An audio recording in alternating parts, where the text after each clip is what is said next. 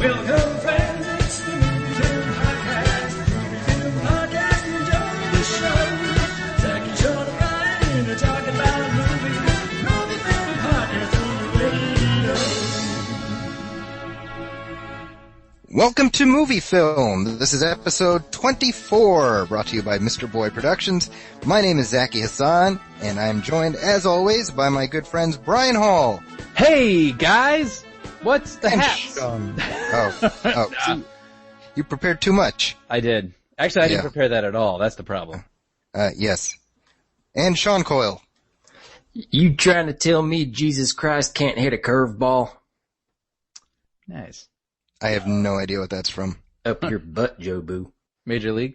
There you go. Is that from? Oh, okay. Yeah. You know, I gotta say, for all my ill-preparedness, Yes. I always look forward to Sean's preparedness. I'm always curious what he's gonna say. That's true. I'm just curious in general about what he's going to say because after last time when he equated Prometheus to finding his wife cheating on him and the global conspiracy to make sure Great Gatsby was a success. We got a comment. A friend of Brian's agreed with my Ridley Scott Yep. thing. Yep. Well, yeah. First of all, Brian has no friends, so I know that you're wrong. Yeah, it's just another personality of mine. That's true. Brian. I'll take it. It's like Stefan on Family Matters. Yeah. It's Brian. He's the slick one who Laura is in love with. So, so what's going Brian on, fellas? and his wacky neighbor the shrink machine and shrink themselves down? Is that the next step?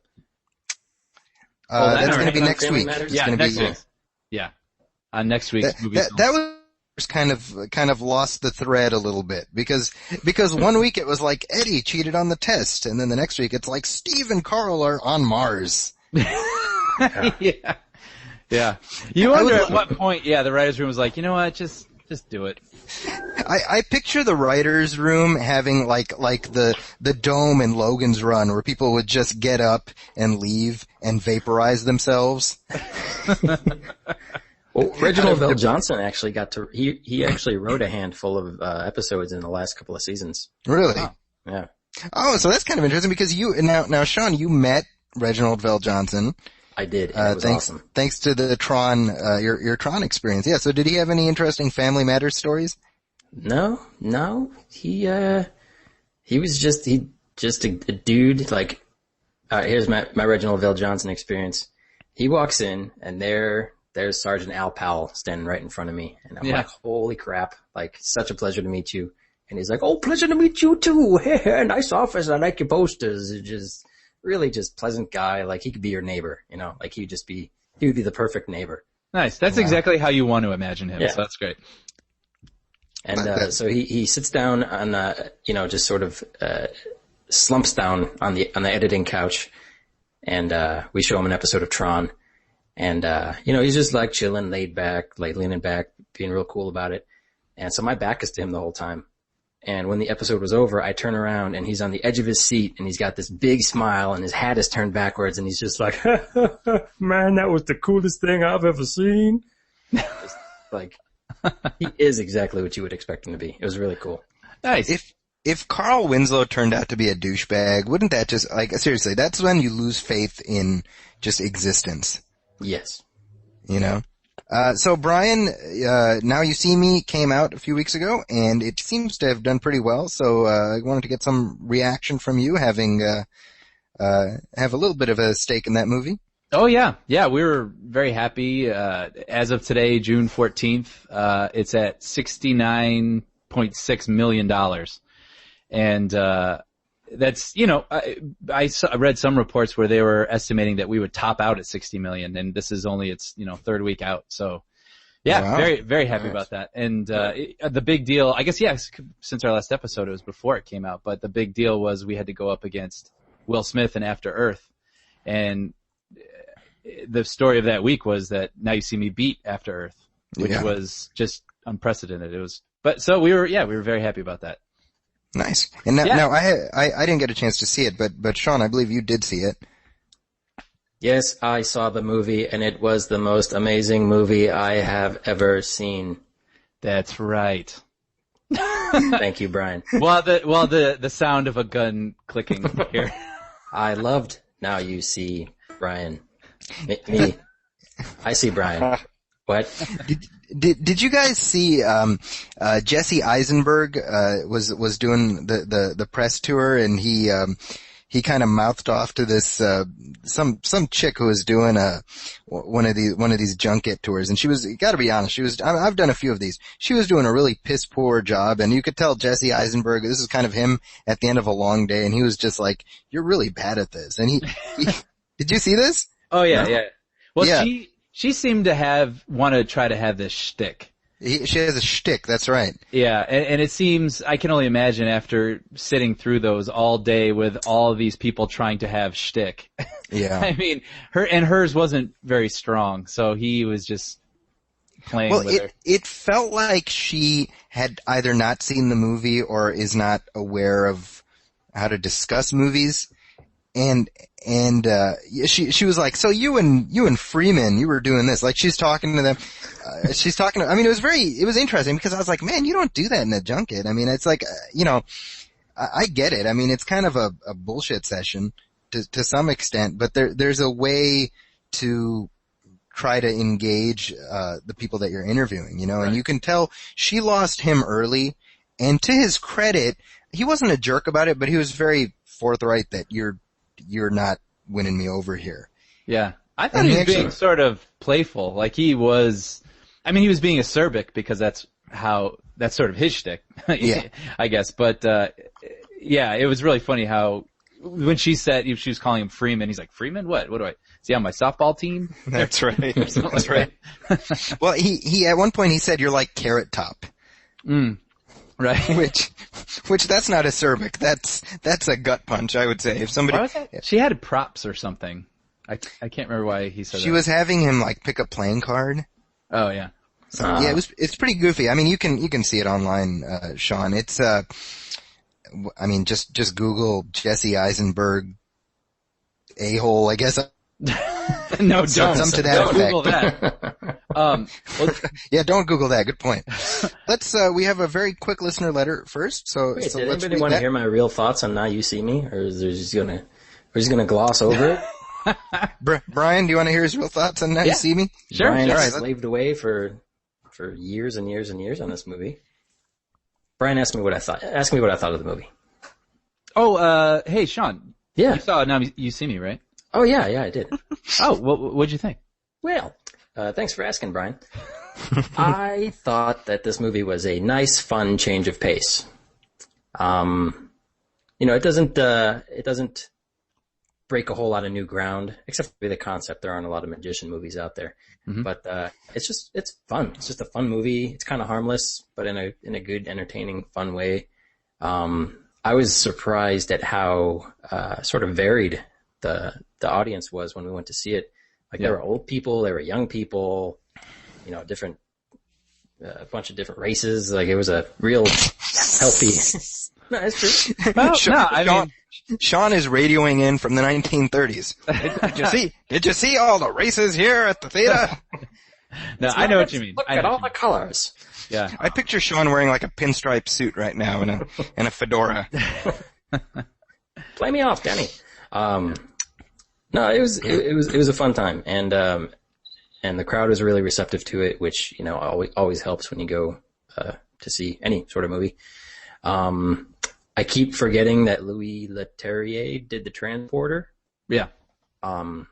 Which there's one specific thing that really stood out. There's a really awesome hand-to-hand combat scene that involves playing cards and a curtain and a garbage disposal and a guy's jacket. Like, it's just really super, super fun. So that was great. Woody Harrelson, I thought was really good. It's good to see him back. Cause we don't see much of Woody these days. Morgan Freeman, has a lot of those. "Hello, I'm Morgan Freeman, and this is what's happening in the movie." Amanda Dufresne was my friend.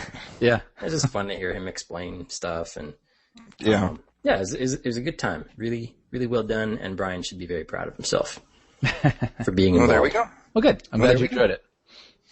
So Very check cool. it out. Well, I have not seen it, Brian, so unfortunately I will not be able to lie to you about what I thought of it. So. Catching it. It's probably going to be a Netflixer for me, I'm guessing. So Yeah. I'll let you know. We'll have to do Zaki Hassan's delayed reaction. Yeah, there you go. Well, yeah, touche. Yeah, no, I will watch it at some point. Don't worry. Don't you fret, Brian. Don't you fret. Better. Okay, so very quickly, as we do each week, we try to start things off with listener letters, and we have a new review up on iTunes that I wanted to share with you guys. Oh. And this is from Doug O'Loughlin, who says, "Great podcast, guys. I discovered it a few episodes ago after following Zaki's blogs for a while now. It's a lot of fun listening to your take on things, although I usually, don't agree. Part of me." Well, why are you listening then, Doug? No, that's good. Don't look a gift horse in the mouth, man. Don't agree with what we're saying. Get off our podcast. Well, we want to win him over, Sean. Is there more to the comment? I'm sorry. I'm happy Yes, Doug's here. Yeah, exactly. It wouldn't be fun if everybody agreed. Part of me almost wants to be in on the conversation, which is an indicator of how entertaining it is. I also learn a thing or two since Zaki is a professor and Sean and Brian are involved / knowledgeable regarding the movie industry. I love that. I also learn a thing or two. We're like Fat Albert. You might learn a thing or two. Jello pudding pops. So thank you for that, Doug. We'll try to win you Doug. over. You don't agree with us yet, but you will eventually see why we are right about all things. Oh, we'll get you, Doug. We'll get you. We'll win you over eventually. So that is going to happen. Now, it's been kind of amazing because just in the short time we've been doing this show, I've gotten to chat with so many interesting people.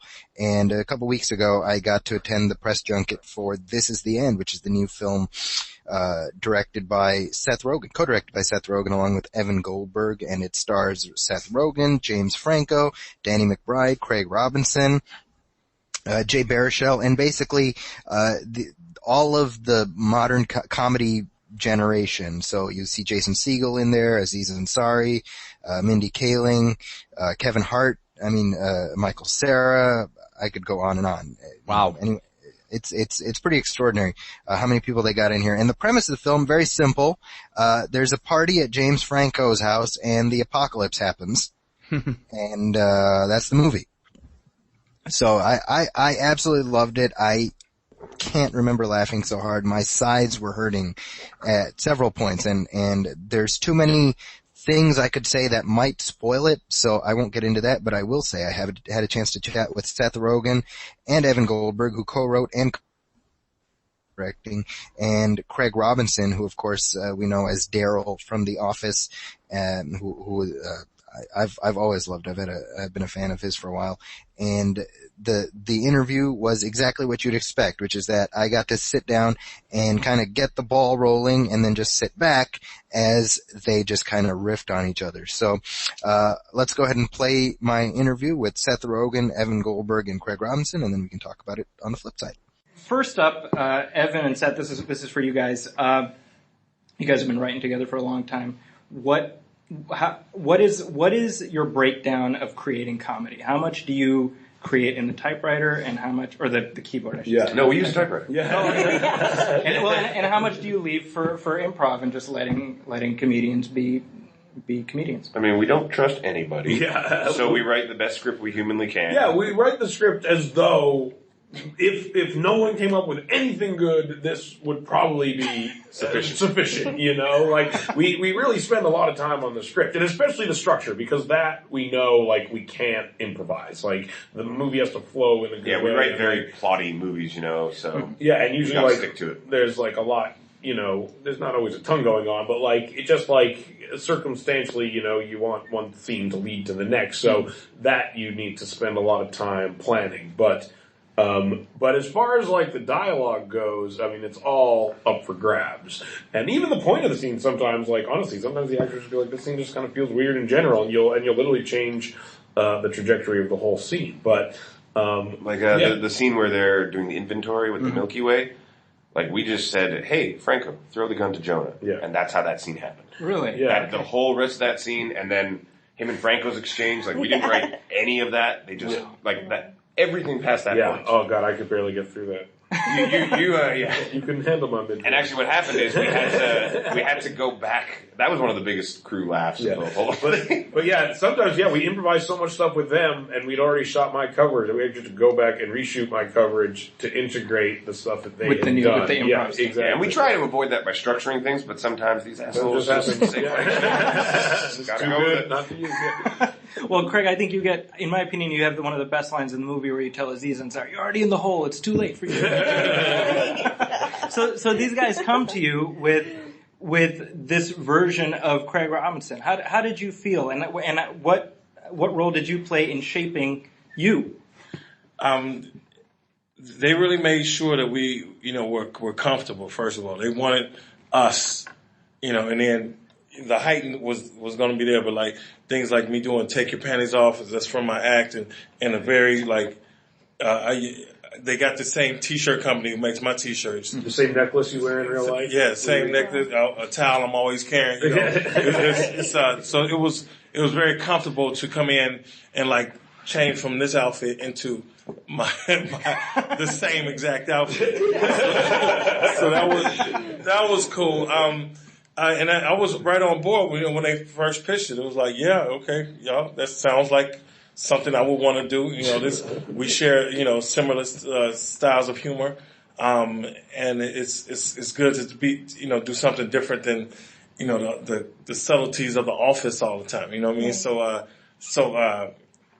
it was cool. And then what I brought to it was that, stuff like this, to take your panties off. And then there was the other heightened version of like letting Aziz die, or even later on you find out that I killed a man. That stuff. That didn't happen for real. So would you in fact rescue Aziz if you were in that situation? I definitely would have reached for Aziz. You'd reach? I'll reach for him. You'd make a go for it. I guarantee you'll like Siegel, that would have been a bit much probably. Aziz is little. Yeah, Aziz I probably could have ripped him out of it, but I would be judging the sinkholes like if it was coming my way. Sure, I mean, self-preservation is Hey, there you go. So for you guys, what was it like transitioning from writing to directing? It was just more fun, really. Like as a team, we do everything together, so there was no difference there. But we slowly realized that the producers have the shittiest job because they have to get all the money. And that's what we've been doing for the last That's what we've been doing for a long time. The writers have a less shitty job than producers, but they got to put in the work and structure the story and work everything out and talk to the actor. And the director gets handed a bunch of fun toys and a ton of money and gets to spend it all and make the movie. Yeah. So we wanted to see what that was like. It was really fun. Well, now that you've seen it, are you? We're going to do it again, we think, in the fall. We did just produce a movie, so we're not smart enough to do it. And it was really way harder than It was way harder, yeah. Yeah. But yeah, we're going to direct one after with Seth and Franco. Oh, nice. Well, so this started as the short with Jay. How much of a struggle was it to get a studio to sign off on a rapture comedy? It was very, very hard. It was mostly I think it was more like the meta aspect. Oh, yeah. No one had an issue with the end of the world. Yeah, people were okay with the rapture comedy. With being raped by the devil. They were totally fine. Literally never came up. Okay. Literally. Good to know. Yeah, that's what's funny. Like, if they think it'll get laughs, generally the studio is like okay with it. Like, you actually don't fight them on that stuff. It's more like the conceptual stuff that they get worried about. Like with this, it was mostly that we were playing ourselves. Like, that was their big fear. If they thought like there's a version where it just is alienating and not funny, and people won't like it, and it will feel like it just an yeah. They thought it might not have legs, like you couldn't sustain a whole film. Yeah, and we really thought people would like it. We thought it would be funny, and I think we just had faith that like our motivations weren't self-indulgent; they were to entertain people, and that. Like, really? We just, yeah, exactly. I was just patting myself on the back the whole way through that. But yeah, I think we just had to have faith that like, since that was our actual goal and it wasn't born out of like some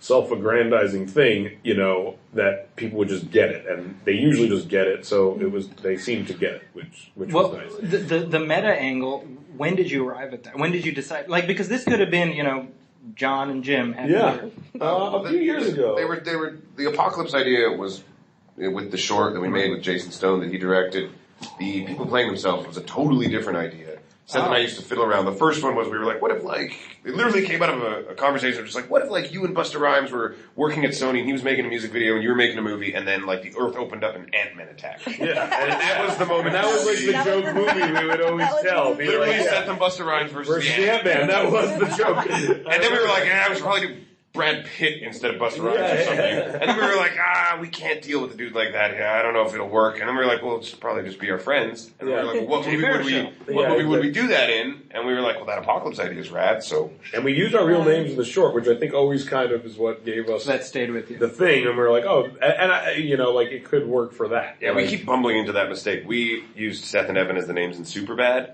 and Vogel, which is our other buddy, just because we were lazy and we were like, we'll come up with names later. And then some studio exec was like, really smart how you left your names in here. People will remember you. We were like, yeah, totally, dude. Yeah. And then it happened again on this. We were like, what do we call them? We were like, fuck it, Jay and Seth. We'll figure it out later. Yeah. And then they were just Jay and Seth, and it really sparked the idea of like, what if we were Jay and Seth? Right. Yeah. So now you have, in terms of the cast, you have all of comedy in this movie. Most of it. Yeah. So how did you decide on the quartet or the fivesome that you ended up with? The six. There's six. It was including you because he was talking to you. Yeah. Okay. Danny leaves. So yeah. We really just thought, who are the people that we really want to work with? Who are the people we want to work with? That the audience will say that's the same group, you know? Yeah. Oh, okay. Like, we didn't want to go and grab like Jason Sudeikis, because we don't work with Jason, so we haven't, you know? Like he's a funny guy. Yeah, whatever, like we wanted to be people that you, like, associate with us. Like, even if you aren't that familiar with, any of us, you probably have some vague sense that we're in movies like together. Jay and Danny are in Tropic Thunder together. And, yeah, like you probably most of them were in Knocked Up. We're almost all in Knocked Up. Like odds are you've seen like one movie probably. I think that at least. I mean, and we're almost always one of the other guys is in one of the other movies. So like that was all we were kind of going off of as far as like the social connection goes.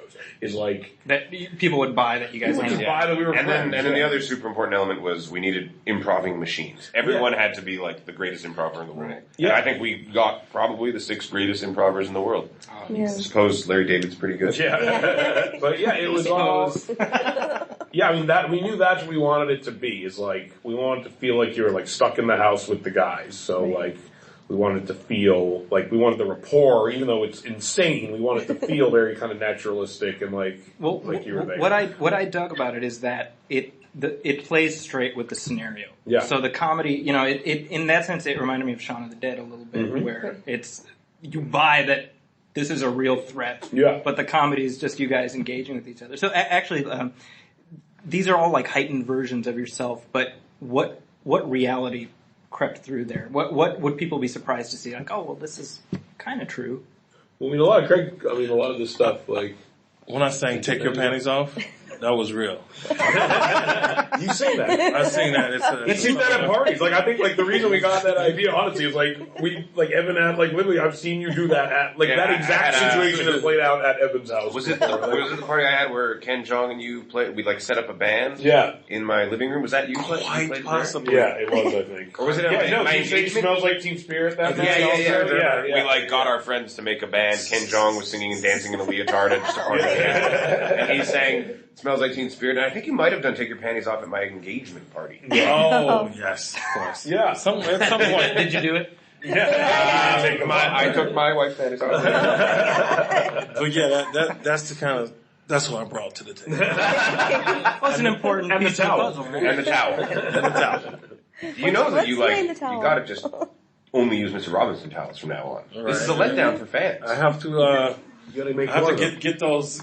No, they make more. They made 50. Only thing I'm worried about that is like if somebody now I'm gonna get the idea out, but if somebody like grabs it from you, and committed a murder. And leaves the towel behind. He's like the easiest to prank guy. There's only one man with a towel like that. Shouldn't have got it monogrammed. Yeah, monograms are responsible for a lot of wrongful executions every year. Millions are killed wrongfully in prison due to monogramming.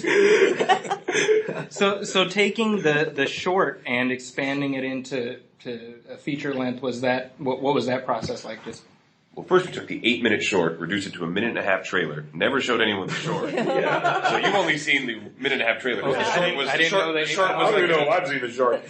I didn't know it exists. It took us years. Honestly, and it sounds so weird to say because it's not like. because it seems obvious. When you watch the movie, it seems obvious, I guess, in some ways. I mean, I think it is. It might be obvious, we're just idiots. The audience genuinely seems surprised when it happens, but like at the end of the second act, basically, we didn't know what should happen in the third act. That was basically the biggest. That took us years to think of. Is like, how does this movie end? Literally, like we can always like, how do you not make it hopeless, pointless? They're in the house. What else? Yeah, what else happens? Like, we always knew the first two acts. Like, okay, you set everyone up. We're stuck in the house together. It's easy to think of but if it just funny ended in shit. the house. But then we think, like, where does it go? Literally, that just took us a really long time to crack. Is like, how do you have a movie about the world ending? And you're kind of setting up that, like, that is what's happening and that it's a very dire situation. Like, how do you end that in a satisfying way? And it actually just took us a really long time to come up with, like, the very simple convention that is what kind of propels our motivation for the entire third act of the movie. And just literally arriving at that idea. And then one day we were like, well, what if this could happen? And they were like, oh, that actually might work. And then like, that was really what allowed us to sit down and, like, write the movie for the first time, like, as a script, you know? Whitney Houston was the answer. Exactly. Who knew? We sing high praise of the Whitney Houston Can you camp. believe we got that song? It's crazy. Like, it was just like, can we use it? Sure. Every time it plays, I think, like, I can't believe we actually got that. That made that scene. That was just It's the greatest thing ever. I can't believe we got And our backup song was a Celine Dion song, and I don't think she would have said yes. Yeah, exactly. Oh, wow. Maybe she would have, fellow Canadian. Yeah. True. She would have liked the patriotic aspects of the film. So, Craig, The Office just wrapped up. Mm-hmm. Did you expect that would be a decade-long commitment when you? Not even a little bit. I mean, Was it 10 years? It was 9 years, but I would go in, once in a while to start off, and just every once in a while they call in Daryl, and then it turned into 7 out of 13, and finally all episodes produced. So it just kept getting greater and greater, and each time I was just more surprised. Like, really? More? Okay. That's fantastic. Yeah, it was fantastic. And Hot Tub Time Machine 2? Yeah, we started shooting on Tuesday. Oh, that's awesome. How exciting is that? Yeah. I'm a fan of the first time. Oh, it's so good. You should kickstart a new season of The Office right now. Daryl. Daryl. New season of Daryl. The Office 2. I Daryl you. Daryl's Revenge. I Daryl you. Double Daryl down. Double Daryl down. I double Daryl you. Double Daryl.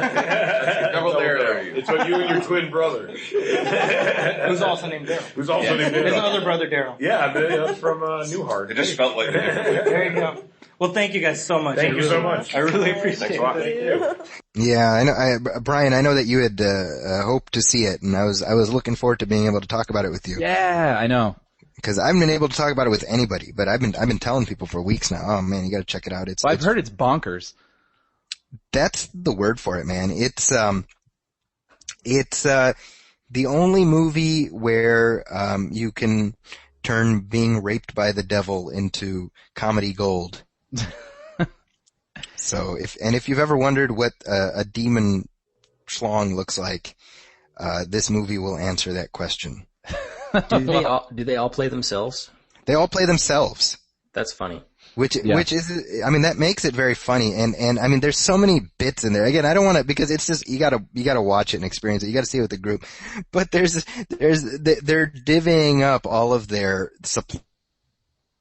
And this is in the commercials. They've got like one Milky Way, and they've got like 3 pieces of bacon, and one porno magazine, and like they have to somehow divvy all this stuff up.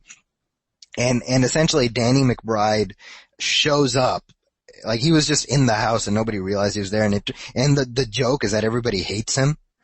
And they're recording all these like video testimonials, and Seth Rogen's just like, I hate Danny McBride. Or, James Franco. It's Franco's house. He's like, I just hate Danny McBride. And you see Danny McBride like in the background. I mean, it's just so ridiculous. And there's a funny moment. This isn't really a spoiler either, but Emma Watson shows up. Yeah, Hermione from Harry Potter, and she's been like fighting demons for like a week or whatever, and she shows up to their house and she's like, thank God you're here, somebody's here, and they're like, oh yeah, if you need to go upstairs and rest, it's fine. And so they're up there, and Jay Baruchel is kind of like the voice of reason, and he's like, listen, we need to have some ground rules here. I think you know what I'm talking about, cause she's the only woman in the house, Oh, right. And they're like, what are you saying? What are you saying? And then one of them is like, no, I think I know what he's saying. He's trying to say, like, he's getting like a rapey vibe from us, and they're going back and forth. It's like, what are you talking about? Who's talking about rape? Who's gonna rape Emma Watson? And then she's like in the room and she hears them like, who's gonna rape Emma Watson? And she comes out with this axe like, get away from me! Give me your water! It's just, I mean, it's surreal. I don't know. It's hard to explain, but I mean, I love the fact that a movie like this can just exist. It's just so bananas. Yeah. Does Jason Segel make a face like this? That's great podcast behavior, Sean. Yeah. Jason Segel listening isn't at home. he's not in it long enough to make too much of that face. Although that face you're making, I mean, that's not a bad impression of Jason Segel, but you need to stop that now because it's getting unnerving now. What, me? That's every single movie and every single movie poster you see him on. Is Jason Segel another of your enemies? I lose track of Sean's enemies. They change up every now and then. Sean's enemies. It's like Ethan Embry, Jason Segel. Ethan Embry wouldn't hurt a fly. Did I hate Ethan Embry? I don't think Yes. I hated Ethan. You Adam hated Brody. Ethan Embry. Adam Brody, there's another one. The country of Canada, I believe, for some reason. I don't know why. America's Hat. Yeah, I said it. Alrighty. So, Just moving kidding, on from Canada. that. Sense of humor, eh? There goes our live show in Our Canada. Canadian contingent has left the building. Exactly. They're like, F you, eh? Alright, so, a few headlines to discuss. This one, just broke yesterday, and I'd love to get your thoughts on this, both of you, but specifically Brian. And I love the headline, actually. This is off of Slash Film. Arnold Schwarzenegger believes Terminator 5 will start filming in January 2014. I love how the headline frames it as if Arnold Schwarzenegger is a crazy person. Yeah. So, he has been talking about sequels to his films for a very long time now. I mean, he keeps talking about the Twin sequel and... So now, okay, so first of all, I'm gonna say it, the Twin sequel will never happen, ever. It's just... Never say never. Yeah, I'm gonna ass in a year from now as we're talking about the triplets, trailer, but for the time being, I'm gonna stick with that. Terminator 5. Now, the interesting thing about this is that there's been a rights war going on, for a while now. Yeah. Over who gets to handle the Terminator franchise, and it ended up with a producer named Megan Ellison, who picked up the rights, but the rights come with a ticking clock because apparently they revert to James Cameron in like 6 years. 2019, yeah. In 2019. Which, by the way, is 10 years before the future of Terminator is set in. That's crazy. Yeah. Wait. Well, do you guys want another Terminator? I'll see it. Oh, I'll see it. I won't be happy with myself, but I'll see it. Okay, now, Brian, we've already established this on the show several times. You're one of the biggest Terminator 2 fans ever. Why do you not want another Terminator? They say you can't go home, right? Mm-hmm. And again. Yeah. Don't go home is what they say. Again. No, again. No, Terminator 3, I remember convincing myself I liked when I didn't. Terminator 4, I didn't need any convincing to myself that I didn't like it. And they just are so unnecessary. And I know some people do like those films, and that's great, but I have what I am attached to and what is special to me, and I don't feel like those films have ever matched or added to what that movie is. And so if you can't do that, then really what's the point? It's just going to be a letdown. And so for me, I just don't, why? Like, it's happened twice now that I've been let down. So instead of like, well, maybe they'll get it right this time, like Crystal Skull, if they made another one, I don't really want them to, but I'd be like, well, maybe they'll redeem themselves. But with this one, I'm like, probably not. For me, it's already been too let down. So I don't really see the need. I don't need to go back to this world. Well, Sean? Yeah, I think we all agree that just because we're suckers, like, for me, as long as Schwarzenegger keeps doing Terminator movies, I'll see. As long as Bruce Willis keeps doing Die Hard movies, I'm going to go see them. But with each installment, it definitely sort of cheapens the overall value of the franchise. And these both franchises are borderline becoming like Death Wish or something, some cheesy 80s nonsensical franchise with a million different sequels that just are completely unnecessary. And they really dropped the ball with Terminator Salvation, and I still like the third one. I'm going to defend the third one. I like the third one mainly because of the end. I think the end is so perfect. But I'll admit it is a struggle to get through. To get through it all the way. I do, if I ever catch it on cable or something like that, I do find myself sort of zoning in and out, paying more attention to the sequences or something like that. None of the characters are really memorable to me. Yeah. But I'll say this though, Terminator 4, I wasn't prepared for this, but I know there was like an article on some website where they went into the making of Terminator 4 in depth. And one of the biggest problems was John Connor was supposed to back when it came out, when it was being developed. Right. John Connor was supposed to die, and then they decided, well, you can't make a Terminator movie without John Connor, so they shoehorned him in to a story that was never meant to have him. Right. And then they made it. So, why are you going to make a Terminator movie without John Connor in the first place? That's so stupid. Well, that yes, for sure. But then they, instead of actually coming up with a story where it makes sense, they just, took a bunch of different bits of Play-Doh from different kits and made some big monstrosity Play-Doh ball. It was a mess. Yeah. So Terminator 5, if it's got this producer who seems to really care, she's investing her money in all these really interesting projects. If she's investing her money into another Terminator film, you have my attention. But where are you going to go from here? Like, what's the point? That's my argument. Go ahead, Zaki.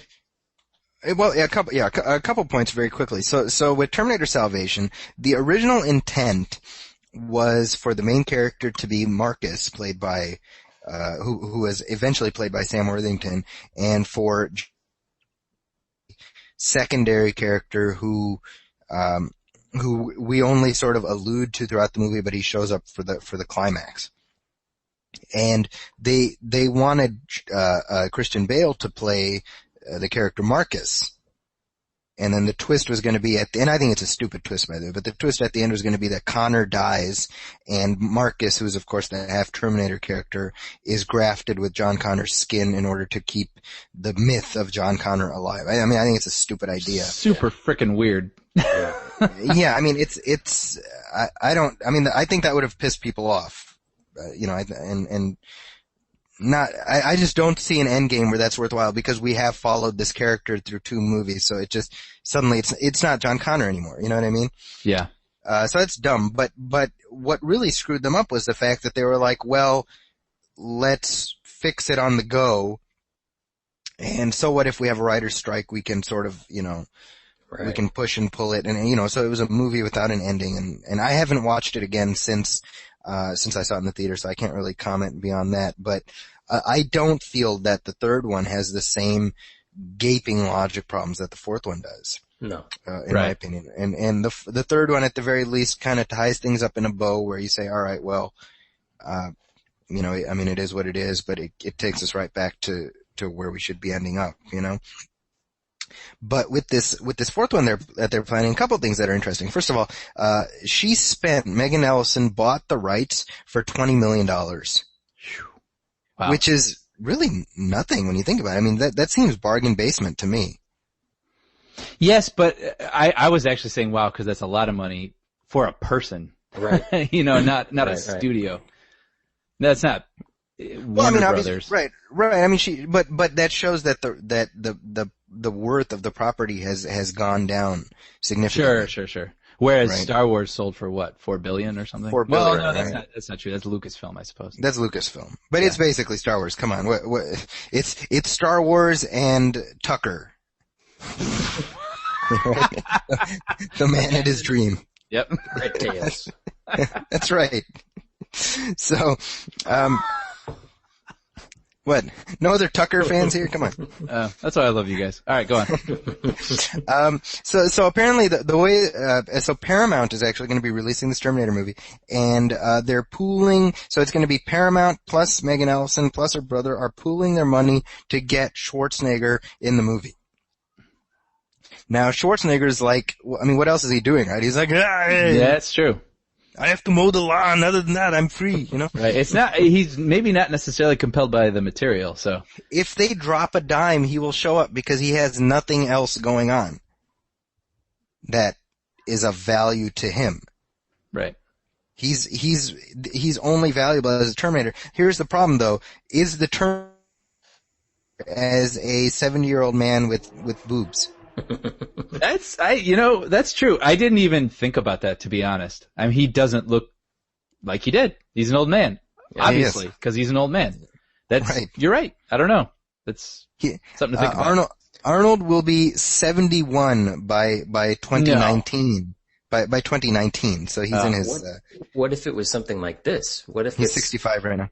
Here's the thing: we spent the first 3 movies building up the fact that John Connor is going to be this great military leader and this amazing war hero, which the 4th movie didn't show us any of that. No, 4th movie was pointless. There's a guy that yelled What Right. if we finally get the awesome Batman. war thing, the awesome future war that we've been waiting for? And what if Schwarzenegger plays the guy who designed the Terminators? So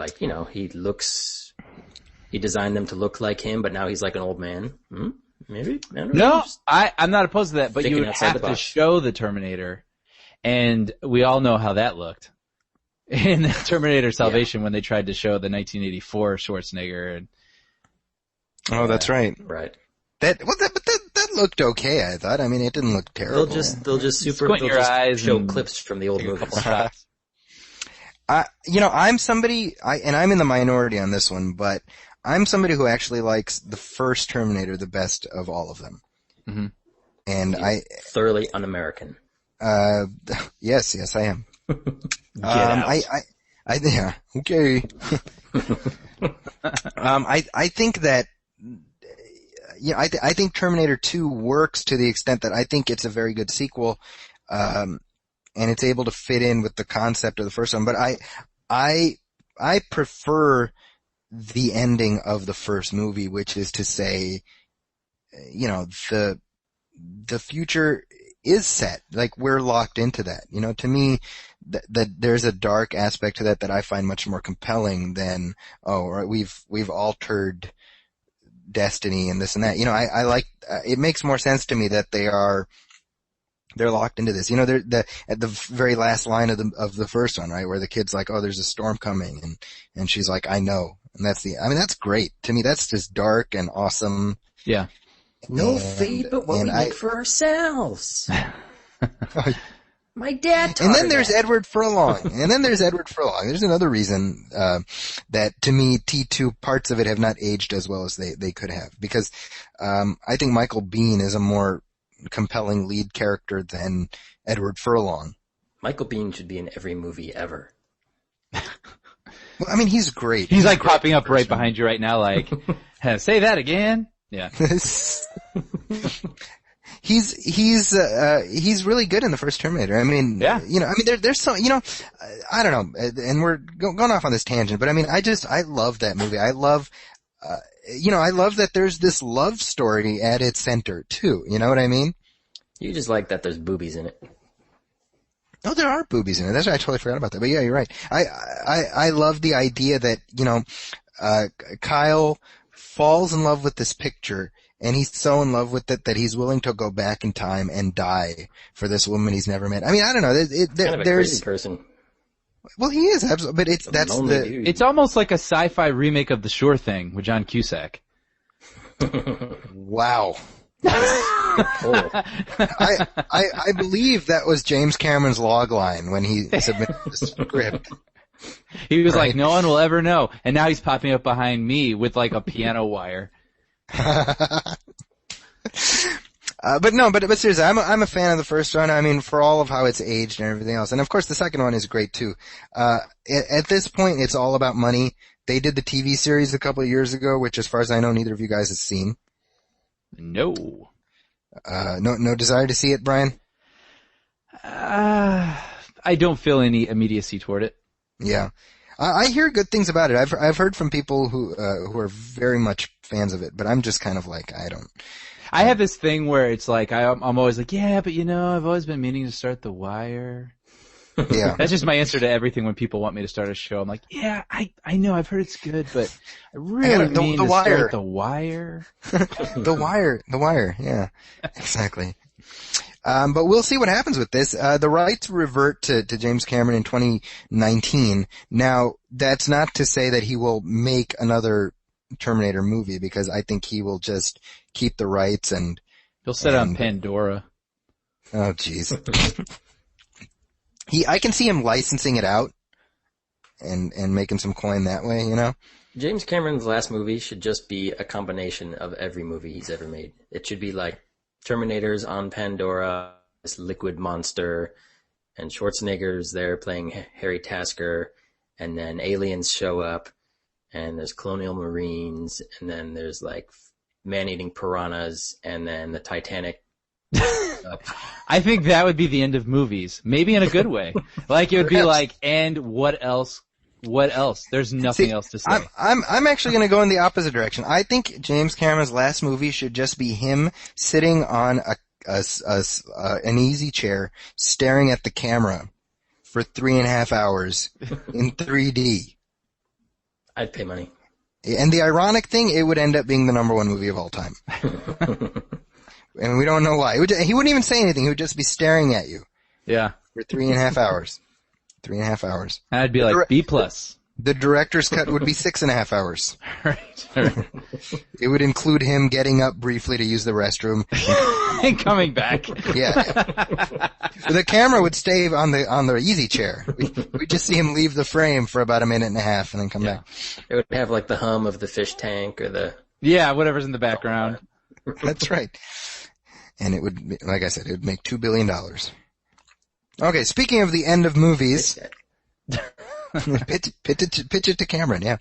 Speaking of the end of movies, George Lucas and Steven Spielberg gave a talk recently where they talked about the coming implosion of Hollywood.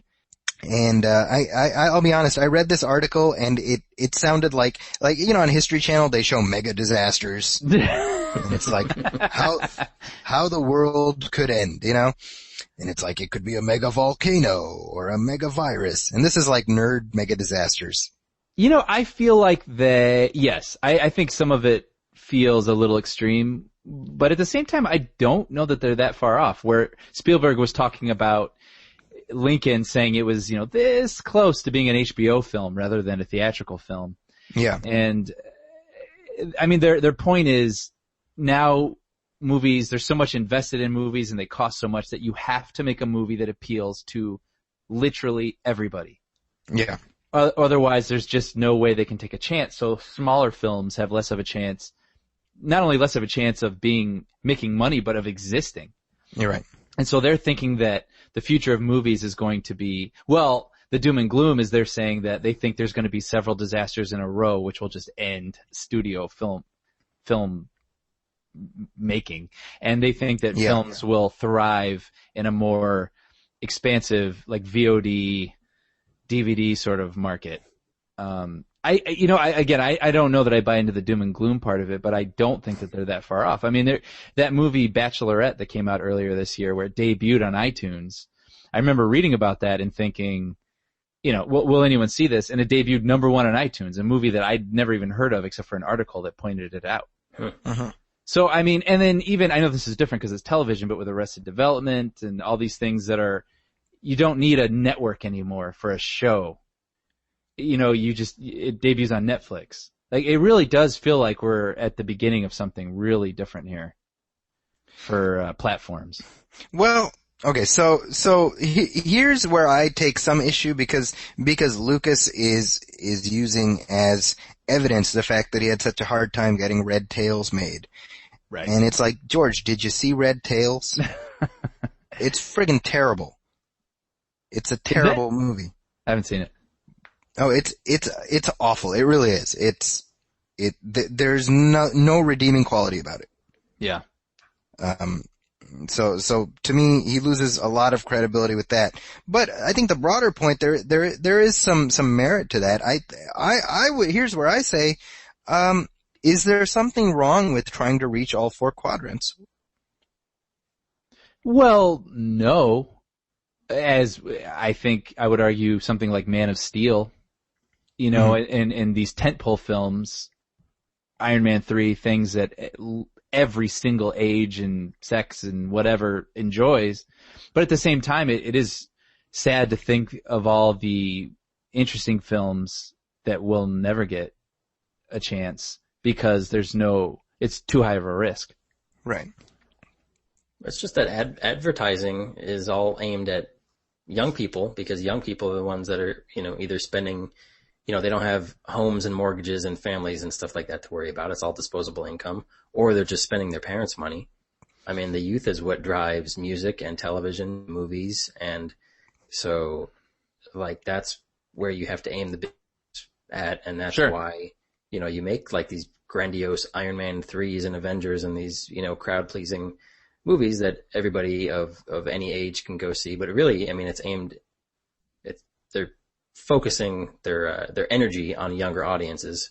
That's going to bring, because like a movie like Lincoln is not aimed at teenagers. It's aimed at people like us and people our parents' age. And we are, you know, like we're educated. Like if a movie comes out, like a movie like Lincoln comes out, we're going to know that it's out and we're going to know how to find it and where to find it. You know what I mean? Just because of, you know, our age and our experience and our interests and things like that. So they don't have to try so hard to, you know, they don't have to pump as much money into advertising for that kind of stuff. Well, yeah, as 24-year-olds, you know, we'll find that. Well, this talking about ties in too with this other article that you guys were sending around about, you know, should we be seeing the end of superhero movies? Right.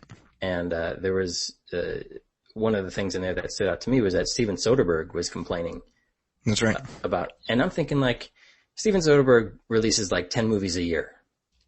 So like he's not having a hard time getting his stuff made, obviously. I read somebody, then Steven Soderbergh is somebody I respect the hell out of. Like Out of Sight is one of my top 5 favorite movies of all time. I love the Oceans franchise. But, and I've said this before, now that I have, you know, like I've got a kid, married, and I've got mortgage and responsibilities. Like for me, going to the movies, like paying to go to the movies is all about return on my investment. Right. So like, you know, I'm not sorry that I would rather go see Iron Man 3 than some movie about Jude Law and mysterious drug side effects. And I'm sorry that I would rather go see the Avengers over Channing Tatum and Matthew McConaughey acting like strippers. But I mean, it's about getting butts in the seats, and, you know, it's easier to cater to, you know, the young, impulsive audience, and it's a business. So what are you going to give them? You're going to give them these big, obnoxious, crowd-pleasing comic book movies. Yeah. Or these like scary, low-budget horror movies that, you know, seem to just make a crap load of money. It doesn't matter what they're about, or like The Purge. Isn't The Purge a horror movie? I don't know anything about that. That made a crap ton of money. Yeah. But I will say, and I think going back to Now You See Me, it is interesting that movie is sort of like a little movie that could, in that it's not a superhero movie. It's not based on a property anyone's familiar with. It's not a sequel. Very much. And I was looking at the box office today on Box Office Mojo, and it's number 3. There you go. I mean, behind Man of Steel and whatever. Oh, man, what is it? Oh, This is the End. So I mean, it is interesting. I mean, people do want to see something different. Yeah. If you put something different in front of them, but exactly, it just seems like it's risky for studios so they don't do it often. Right. And there's a lot of truth in this whole, digital media, this downloadable era that we now live in. Yeah. Cause like nothing can beat the convenience of just being able to, at the click of a remote, Oh, for you sure. can watch seasons of TV shows or movies or whatever you want to watch. Yeah. It's this a la carte system that people have been clamoring for years. And more and more people are dropping their cable subscriptions and their satellite subscriptions and signing up for Netflix or Hulu Plus or whatever. But I mean, for me personally, I think that's fine, but I still love going to the movies. Like I just saw Man of Steel tonight. Can't wait to talk about it in a little bit. That's a movie that has to be experienced on the big screen. For sure. But there you go again. It's a big comic book movie, big spectacle, adventure, superhero flick. So. Yeah. Well, I think what we learned here is you can't beat City Hall. No, but the point I briefly wanted to make before we move on was that I just last week I saw this nice little movie called The Way Back, and we'll talk about that in a few weeks. I have some audio to share from that, but it's this, it's exactly the model of what we're talking about. It's this little mini budget, quirky, kind of off the beaten path movie that's not going to get a lot of eyeballs. Does it need to go to theaters? Why not make it available via video on demand? Because if you're a filmmaker, it's about getting it in front of the audience, right? Mm-hmm. Yeah. Whichever way that happens, It's so weird when you say that. It makes me feel uneasy because I know you're right, but that's a paradigm shift. That's right. That's the start of something new here, and you're not wrong, but that makes me feel weird because of what I grew up with. But Brian, I mean, look, how many quirky little character dramas do you watch in the theater versus the big bombastic spectacles? Well, I mean, I'm a little different maybe than your average viewer. Well, I mean, a general you, from China.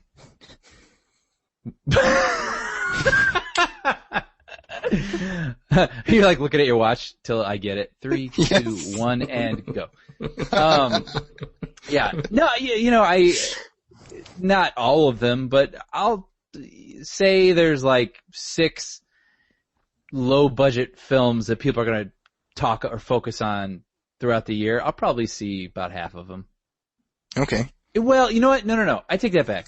When I have time, I don't, I guess it goes to what Sean was saying. I don't always have time. If I have time, I see the movies I want to see. If I don't have time, I see the movies I need to see in the theater. Okay. So there's that, whatever that is. So, but I think that's most people. Like when they have a night out or whatever and they're going to the theater, generally speaking, the movie going public wants to watch something that justifies the amount of money that they're spending, right? Mm-hmm. Right. $50 if that's, this World War Z thing. I mean, obviously Paramount feels very comfortable charging that for this premium thing because they feel like it's worth the spectacle. Obviously we've got Man of Steel. I mean, I don't view it necessarily as a bad thing because it's like, well, TV already did this to some extent, I mean, TV was a paradigm shift before, right? And it splintered it. Well, this is just splintering it a little bit more. Yeah. So, I don't. I feel like George Lucas is a little bit of a Cassandra. In that I think he's playing the part of a doomsayer without too much prompting there. Oh, I thought you meant from Wayne's World. Cassandra. Tia Carrere. Yes. And her name was Cassandra. If you squint your eyes, George Lucas looks just like Tia Carrere. Well, we should add that at the end of this interview, he did talk about how someday he's going to be writing our dreams. Remember that? He was talking about brain implants and people will write dreams for you. And then he was ushered off stage. And then 20 years later, he will add on to those dreams and make everyone hate him. Yeah. That's just the pattern that he's following. All right, let's talk some trailers. Enough doomsaying. Okay, so we have The Hobbit, The Desolation of Smaug, which is how you're supposed to pronounce it. I pronounced it Smaug. a few weeks ago, and I had some Lord of the Rings fans kick me in the shins. So apparently they take offense. Sure, it wasn't very hard. Not at all. It was a light breeze, and then I realized I was like, oh, it was a gnat. So this is the second part of the Hobbit trilogy. Let's go ahead and play some of the audio first.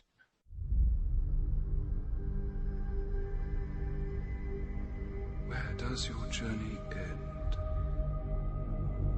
You seek that which would bestow upon you the right to rule. The quest to reclaim a homeland and slay a dragon.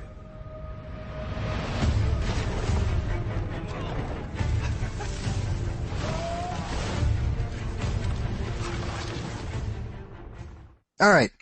So I've already talked what I thought about the Hobbit, the first one. I talked about how I nearly threw up watching it.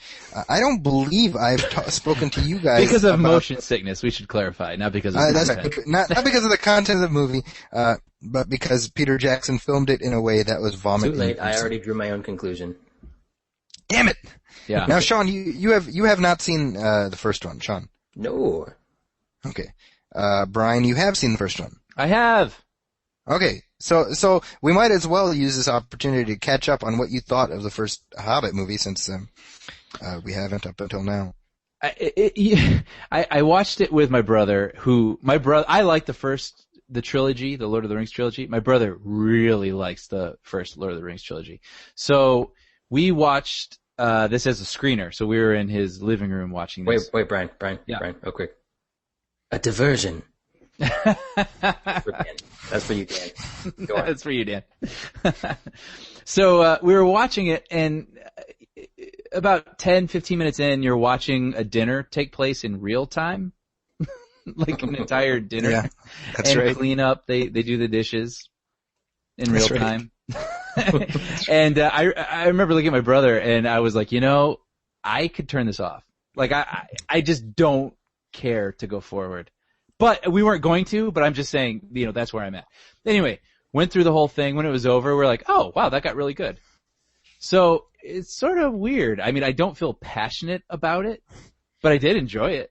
And so when I watched this trailer for the second installment of The Hobbit here, I didn't feel like a yes, let's do this. I felt like a nice. Okay. Yeah, sure. Like I'm not thinking about it. I probably won't be anticipating it. I'm sure I'll see it, and I'll probably enjoy it. That's how I feel about it. Do you happen to know whether or not Legolas is in this movie for an extended period of time?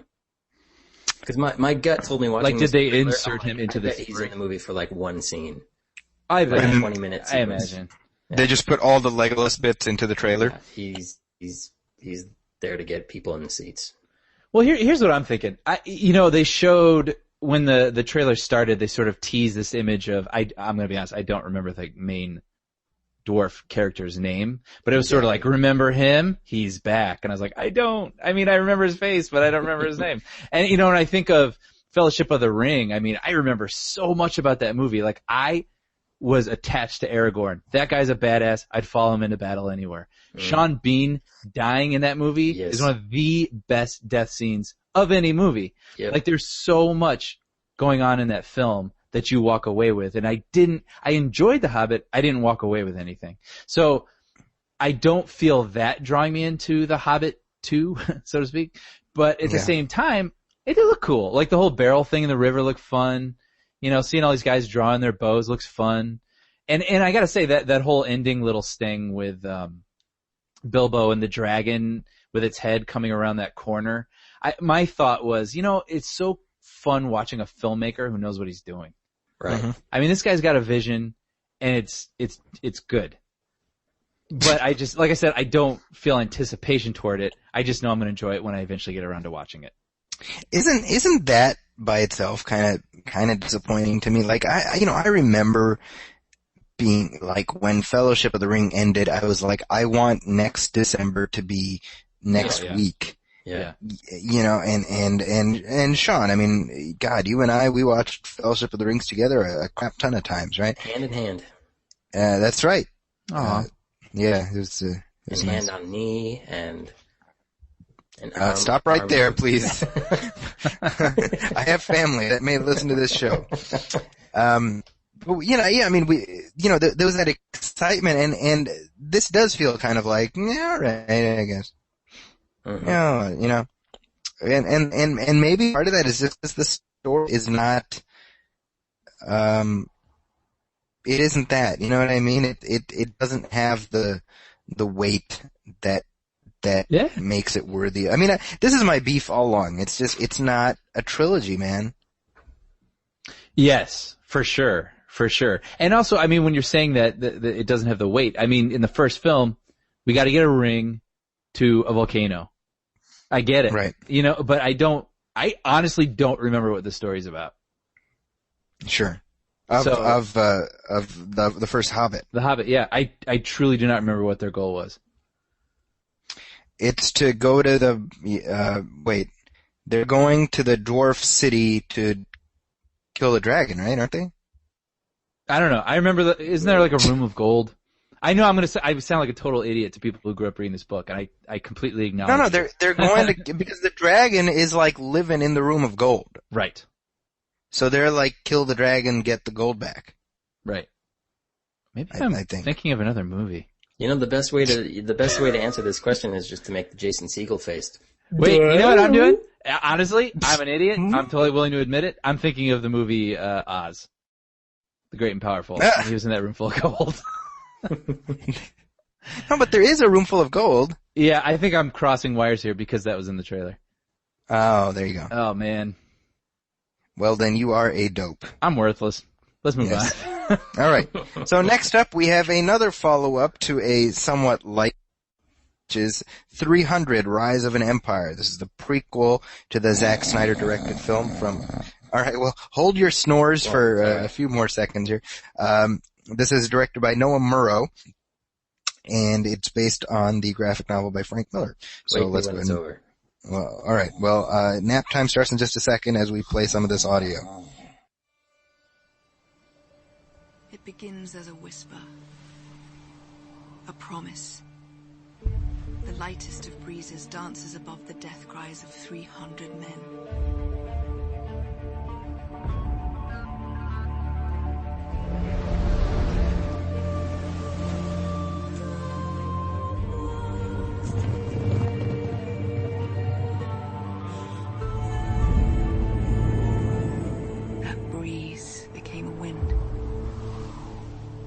A wind, my brothers, of sacrifice. A wind of freedom.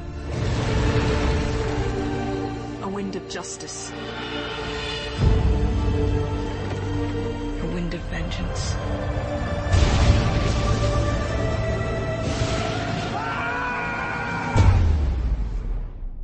All right. Brian, we'll let Sean nap for a few more seconds here. What do you think of this trailer? No, actually, I'm curious what Sean has to say about it. I'm really wondering where he's going to be coming from. I'm curious about his angle. No, I've heard this talked about for so long. I actually didn't think it was going to happen. It was one of those, yeah, we're going to make the 300 sequel. And then I saw the trailer before Man of Steel. Yeah. I have no interest in it, to be honest. I like the first 300. I've only seen it once, just in the theater, enjoyed it, never felt the need to watch it again. I know a lot of people like it. That's great. I thought it was a fun movie, but I mean, why not just watch 300 again? Yeah. I mean, that's what this seems like. Unnecessary, and it looks like everything I've ever seen, and Ava Green with her big ass freaky eyes, and got those big freaky eyeballs that unsettling. So not a fan of Eva Green, I take it. I liked her in Casino Royale, but yeah, it just looks pointless and unnecessary. And who cares? We've seen it. We've seen this slow-mo, speed rampy CG, whatever action stuff. It's pointless and boring and uninspired. And why? I don't know. It's just like, why spend the money on? It's like what Brian said. Why you spend the money on doing something like this? Just go watch 300 again. Or just release 300 in the theaters again. I'm somebody who did not even like 300. It's a I just thought movie. It's a total gimmick movie, and I don't know. I mean, it comes from this weird place, and I'm not the biggest Frank Miller fan. That's part of it. But I'm, about halfway through that thing, I was done with it. I was like, all right, I get it. This is your weird macho world where it's better to die than to live. And, I mean, it represents a worldview that I just have a hard time with. So yeah, I had no interest in revisiting it at all in any form. So the fact that they're doing a sequel after this many years, I'm just kind of like, is there even an audience for this anymore? I feel like the 300 moment has kind of passed. I feel that way too, and I wondered because I went to a midnight screening of Man of Steel. So I mean, these are fanboys, people that want to be there, and so I'm always curious after trailers or showings like that. And it was pretty quiet actually. One guy yelled out like "woo," and then people kind of, but there really wasn't like other than that guy, there really wasn't a response to it. So I really don't know. I don't know what this is going to be like. Well, I guess we'll see when it comes out. I mean, obviously Warner Brothers is anticipating something big, but we'll see what happens with that. Yeah, it's a big meh for me based on this. All right, so from the seriously crappy to the seriously cool, we move on to the showpiece of this episode. So we are now hitting the spoiler wall. So bear in mind that if you have not seen Superman. The Man of Steel. Wait, what movie? What are we talking about here? I was about to say Superman Returns, but how about this? How about this? Yes. I'm actually going to throw this out there. What if first we give our general impressions? Okay. Because I have some friends that listen and they say like, oh, I hadn't seen the movie yet because they have kids or whatever and they can't. They're like, oh crap, now I got to wait. So let's give general impressions first. Okay. And then let's move into we'll get into the nitty gritty. Okay, I that's think fair. some people would be interested to hear, did you like it or not? And then we can go a little deeper. And we'll give a warning. So let's go through, do the thumbs up, thumbs down, and then we'll breach the spoiler wall. How's that sound? Yeah. All right. So Man of Steel just opened. We are recording this on Friday night, the 14th, so this is officially opening day. And amazingly enough, all three of us have seen it. So this is momentous because it happens rarely. So Sean, you just saw it. Yes. A mere hour ago. Yep.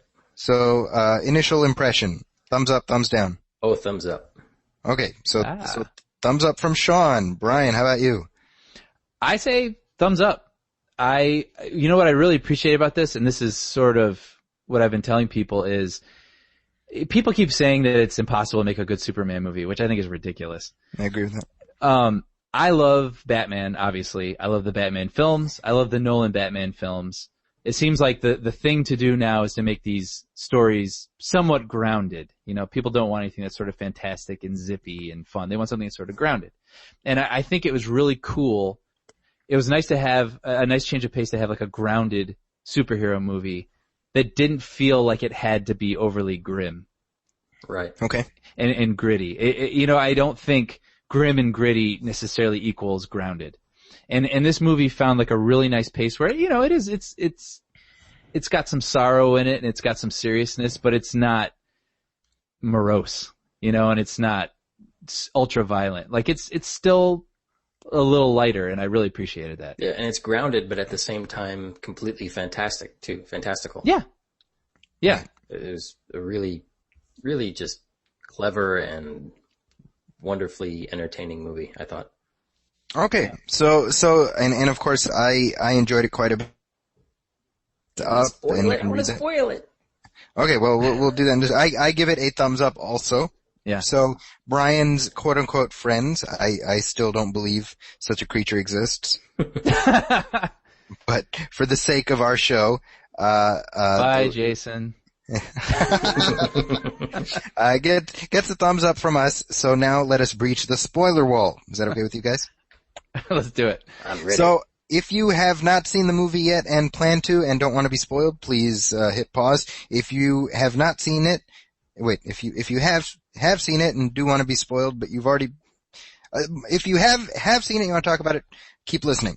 Otherwise, we'll come back. So, Man of Steel is, now we've spent a lot of time talking about it on this show, so it's kind of nice. I was supposed to see Man of Steel? You saw Shaq's Steel. Shrek as Steel. Kazam. Okay, so Man of Steel is of course the big Superman reboot that's produced by Christopher Nolan, directed by Zack Snyder, stars Henry Cavill, Amy Adams, and Lawrence Fishburne as Perry White, among others. Michael Shannon, of course, as General Zod. Yeah. Perry White is more important than General Zod.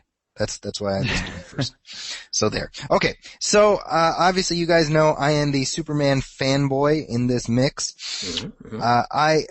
I enjoyed it immensely, and my tweet after I saw this movie was that I have spent my entire life getting crapped on nonstop because I am a Superman fan first and foremost. People say Superman is lame, Superman is weak, Superman is weak and lame, which is doubly hurtful. It hurts. What was that after seeing this movie, everyone will be a Superman fan. That didn't quite turn out to be the case because it's at 59% on Rotten Tomatoes. Which I find very surprising. Yeah, I mean, there's movies... I am perplexed by that. There are certain movies that come out that critics seem to be like, I wasn't crazy about it. And they end up at like 70%. Right. And then this movie is at 50. I mean, I'm very This is going to be one of those movies that the snobs are just going to hate on for the sake of hating on something. There's going to be, mega fanboy snobs out there that are not going to allow themselves to admit that they enjoyed this movie. So they're just going to tell everybody that they hate it. You know what? Is it just me, or are you wondering what Doug thinks? I do want to know well, I'm kind of curious now that if he's saying he doesn't agree sometimes. I'm curious. Write us in, Doug. Yeah, leave us a comment let us know on the Facebook page. Yeah. Okay, well, why don't we do this? Go down and list some of the moments that jumped out at you. Some of the things, because that's been my experience, is that impact on me because, a couple days went by and I was recalling specific emotional beats that really, struck a chord with me. So, Sean, since you saw it the most recently, what are some of the things that really, stuck with you? The first thing that comes to mind is pretty much the end of the movie, the moment where Kevin Costner is sort of watching from afar as young Clark Kent is wearing the cape and running around the backyard, pretending to be a hero. I found, personally, I really responded to the more human moments of this film. Yeah. Clark Kent, with the stuff with his parents, the stuff with him, all those sort of, all the people that he meets along the way in his journey, and, really, because, we've said this before, like what makes Superman super is his human side. And I thought that it was a really endearing, he was a really endearing character. And I think it's difficult to pull that off with somebody who's indestructible. Like you really feel for him as a person and not as this, super-powered, indestructible being, which I found to be really, really interesting. It's an underdog story, which I thought was really cool. It's like you're rooting for this guy who feels out of place in this world where he's not quite sure if he belongs here. And it's this just, like an underdog story that I think everybody can relate to. And, echoing Paul Shire's comments a little bit that I read on his Facebook wall, like finally it's a Superman movie that is exciting. Like I was excited about the character and I was excited to see him be Superman and do super things. And yes, I mean, we can get into the action sequences later, which was awesome to see him. The fight sequences were just mind-bogglingly awesome. Yeah. Yeah, it was just a really thoughtful movie.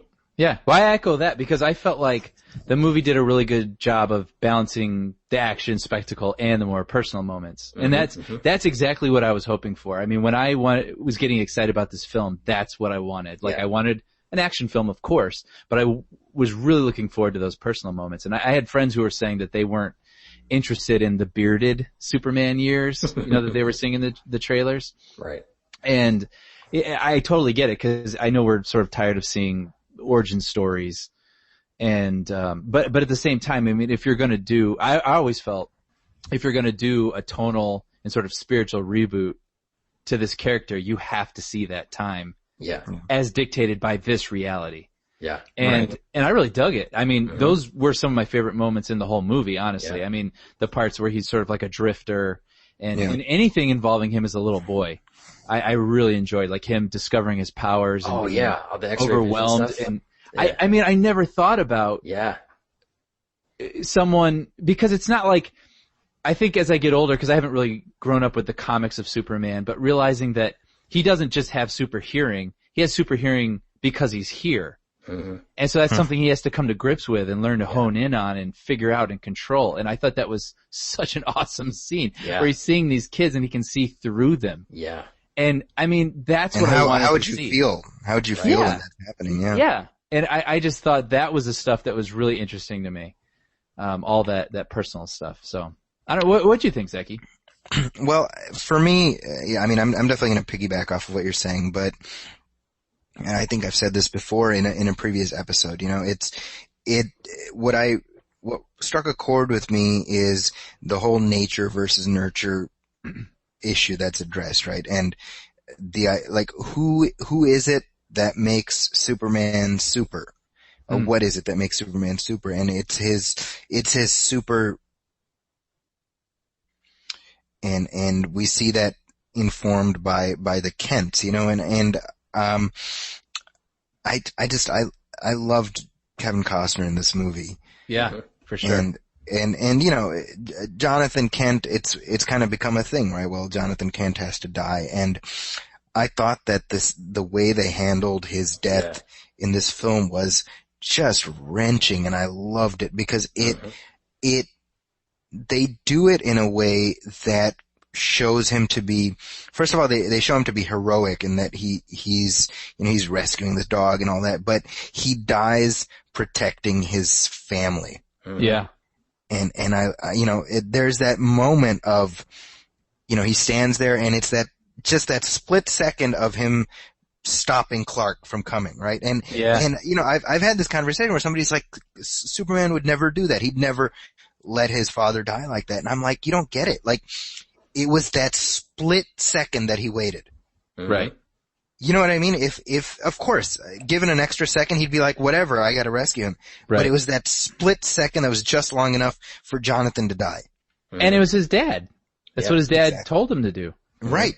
I mean, and I'll tell you what I liked about that is, first of all, it's like I said, it's tragic and it's wrenching, but it's this weird inversion of a similar moment in the Richard Donner 1978 Superman movie where Jonathan dies of a heart attack, right? And that's kind of Clark's first lesson, where he's at Jonathan's grave and he tells Martha, he says, all these things I can do, all these powers, and I couldn't even save him. Yeah. And with Jonathan in this, he could have saved him. Yeah. He could have. And it's like, how can that not weigh you down and just guilt you every moment of your life? Yeah. And so it gives that current of tragedy to his origin, which I think is an interesting way to go. Other things that I really liked, I loved the way Jor-El was portrayed, of course, because you can't help but love Russell Crowe when he's in badass mode. He was really good, yeah. Yeah, he was Maximus in this movie, basically. Yeah. He was, Maximus a little bit older. The other thing I really liked was that they inverted the Lois Lane relationship by having her a part of this wonderful secret from the very beginning. Yeah. She is, and I she think was awesome, by the way. I thought she was great. Well, and here's what I'm gonna say about that. Amy Adams was exactly what you would expect when you hear Amy Adams is in this movie. Mm-hmm. Like, she's that consistent. The old chestnut is, how can Lois Lane be so smart if she can't figure out that this guy takes his glasses off? And the movie is just, they choose to address that by saying, all right, we're not going to deal with it. Yep. Right.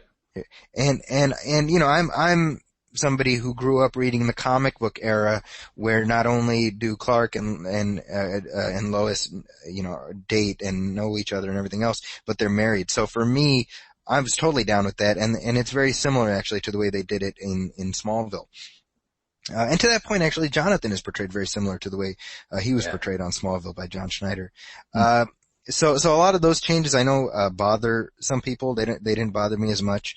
The big climactic thing, which I know is already getting a lot of controversy, and I'd love to get your take on it, is that General Zod, of course, comes to Earth, and he's raising all kinds of holy hell. And what Superman does ultimately to defeat him is to snap his neck. Yeah. And kill him.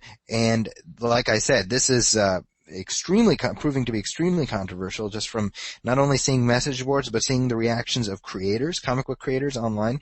Mark Waid specifically, who's a comic book writer, he wrote the comic series Birthright, which heavily informed this film, wrote a blog where he said that sound of thunder that you heard yesterday was my heart breaking as I watched Man of Steel at that moment when, Jesus Christ. which is a little bit hyperbolic, obviously, but people are very passionate about that. Well, Superman does not kill, and I'd love to get your take on this, given that you're not Superman super fans. Well, I was thinking about this throughout the movie. Anytime he had a confrontation with any of Zod or his little minions there, because I'm aware, I'm like, Superman doesn't kill. Right. So I was wondering how they were gonna, which by the way, there was a crap ton of collateral damage in this movie that I kept thinking of the jokes we were making at the end of G.I. Joe when London is just destroyed, and then on the newscast it's like, oh, and London's rebuilding. Moving on. Yeah. That's I right. was sort of waiting for that moment, like, yeah, Metropolis, everybody's fine. There was like 14 9/11s in like Metropolis that day. There was like, laid to waste. That's Lots of deaths. And I thought the end of this movie really tied into that moment with where his dad dies, where Jonathan Kent dies, where, he is pushed to that limit again, where like he could do something to save the innocent people, but, is it in his character? Does it go against everything he believes? And ultimately he decides to save the people that he considers to be his own, essentially. Like he says it in the movie that Krypton had its chance and they blew it, and Earth is his home, and humans are his people. So man, and I want to answer that too, but I have to say I really dug that as a plot. I thought that was really cool, and what made Zod such a great villain. I mean, that's what makes a good villain, is a villain believes in what he's doing. Mm-hmm. And I could totally understand where Zod was coming from. Yeah. And not agree with him. And he was trying to preserve his people, his planet. Mm-hmm. I totally get it. But he was, of course, because, the way that I guess they were saying they're engineered, he was engineered to be this, he was made to be this ruthless general. Right. And so all he could do is try to carry out the task at hand. And so going back to that moment with Superman killing Zod, I totally bought it because, it was between this ruthless guy and innocent people. And Superman, it doesn't make him not a good guy. It was a good guy having to make a really hard decision. Mm-hmm. And he did what he thought was right. And he may regret it later, but he's a person. He's a human. Well, no, he's not a human. But I mean, he's, you know what I mean? He's got conflict. At least in this movie he does, in this interpretation. And I thought, I could see why people would be frustrated with it, but I totally, in this reality that this movie set up, I totally bought. Well, okay, so first of all, a couple things. I think what sold that moment, Henry Cavill, the way he played it immediately after. Yeah, that was awesome. I mean, the way he screams. Yeah, I mean, he has violated. He killed the last person from his planet. Yeah, I mean, he killed him. Yeah. That's heavy. I was having this conversation with somebody earlier today where I was like, look, and I'm not mocking, people's investment in the character to the extent that, they feel that he wouldn't, but I'm like, well, in Superman 2, the in the previous series with Chris Reeve, the movie ends with Superman depowering General Zod and the other Kryptonians, right? So Superman still has his powers. He grabs Zod's hand, crushes it, and tosses him into the abbess where like he will smoky chasm. Yeah.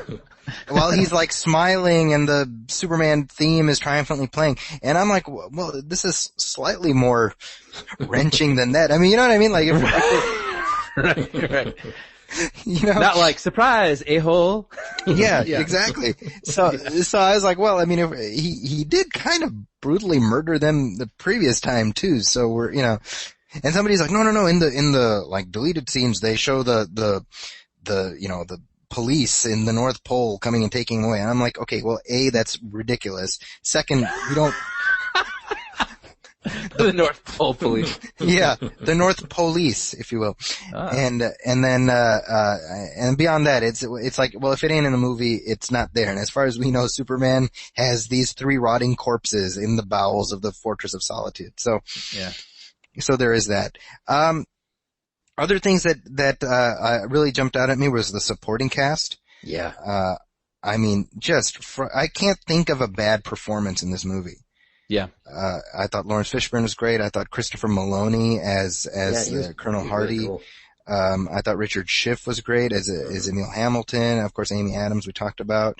They really packed the cast with solid, dependable players who really helped boost up Henry Cavill, who, by the way, we need to talk about because this guy became Superman to me. I mean, Chris Reeve is Chris Reeve, and he'll always be, you know, very special. Yeah, but for sure. but to me, out of all the other actors to have played Superman, Henry Cavill just like catapulted over all of them for me. You know, he had me so early on. There was that the scene when he's working as a waiter or a busboy or whatever. And man. And that douchey guy is just having his way with him. And like, there's just like that look that he gives to the guy who's antagonizing him, and this little look that he gives to the girl who's like, he's not worth it, honey. Yeah. He just embodied Superman and Clark Kent and everything that you're expecting this character to be, with just facial expressions and little twitches and reactions. And, you know, he was awesome. He showed so much, I thought, without saying a word sometimes. Yeah, for sure. I think what Cavill really has beyond the enormous physique. I mean, he looks like a comic book drawing, but he has, and this is key, he has a kindness in his face. Definitely. And I think that's really crucial because you know, you can make Superman a hard ass. I don't think you can make him a badass. I think Superman has to be fundamentally decent, and I think Cavill embodies that kind of decency. At least as he portrays it. I mean, for all I know, he's a jerk. I mean, I hope he's not, but he plays it well, you know? For sure, yeah. Let's talk a little bit about the music. I know this has been a source of some controversy because obviously we all equate one piece of music with Superman. Did Hans Zimmer make us forget about John Williams? Take it away, Brian. Well, no. I mean, and that's okay. I mean, you don't have to forget about it, but did it do its job and suit this film? Absolutely. I mean, he had to follow that up in a way, and I think he knocked it out of the park. Absolutely. Mm-hmm. I've been listening to it since I bought it on Tuesday. I went for a walk today and I listened to the score. Like, it's great. The theme is great, and that understated piano stuff is really just beautiful stuff, and it services those moments in the movie so well, and it's great. Yeah. What do you think, Zaki? Well, I like the score. The one thing I'll say is that it lacks a kind of it lacks a motif. And part of this might just be because, you know, Hans Zimmer doesn't compose that way. You know, I feel like it's formless. I don't know if that makes any sense. There's not something I can really wrap my arms around. Well, actually, I'll piggyback on that. Okay. I feel this goes back to stuff we've said before, where people don't care if music narrates a movie anymore. So they just want something that's going to like get them there. Right. And I feel like he did that. And there was only, and I've come to accept that because it's just preference. You know what I mean? My preference is musical narration in score. Right. And that's not what Zimmer does. And that's okay, because he does what he does very well. There was only one moment that jumped out at me in this movie where I did notice exactly what you're saying, and that was at the end when Superman and Zod are flying through the air fighting each other in the third act climax. And I was noticing there was sort of a moment where it could have been kind of quiet and then sort of thrilling again and like, oh, a surprise. But the music was just sort of, like one tone the whole way. Right. Even when things were high and even when things were low, there was no nuance to it. And that was the only moment it jumped out at me. Because he doesn't do that. Like he just, sets a tone and lets it roll. Yeah. I mean, I think the reality, and I think Zimmer probably accepted this reality fairly early on, is that, well, there will never be a Superman theme that can ever possibly stand up to what John Williams did. So something completely different. Yeah, and I've been humming it all night since I've seen the movie. I have it in my head right now. Yeah. Right. I mean, definitely the piano riff that leads into the kind of the big bombastic part. I think it works really well, and it works with the visuals very well. Mm-hmm. I haven't listened to it enough to know whether it stands out on its own, but I know people are liking it. So I mean, I'm happy to be proven wrong on that. I think Zimmer said in an interview that he decided early on he wasn't going to use the trumpet. Because that's so associated with the Williams theme. And he said the best way to avoid accidentally trying to end up being like John Williams is to just take away, his greatest tool, in that score. And so it's like, well, he has that awareness of it, So I do think it fits well, with this, visualization of the film. Something I wanted to ask you, Zaki, and I know you like to joke around about how your kids drive you crazy and that you hate them and everything. Yes. But something... yes, joke.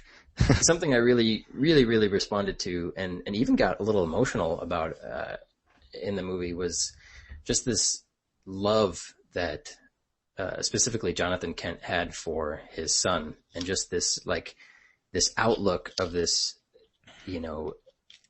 limitless future for your child. Like everybody believes that their child is put on this earth to do something special and that they can be anything that they want to be.